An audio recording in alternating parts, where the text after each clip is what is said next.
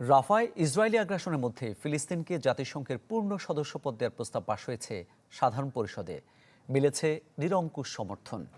193টি দেশের মধ্যে পক্ষে ভোট পড়ে 143টি, আর যুক্তরাষ্ট্র, ইসরায়েল সহ 9টি দেশ দিয়েছে বিপক্ষে ভোট।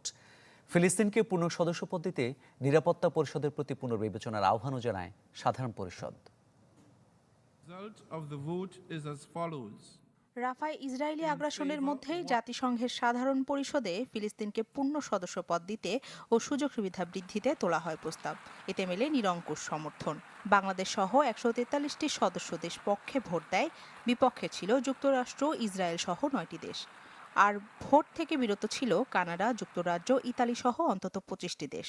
Draft Resolution A.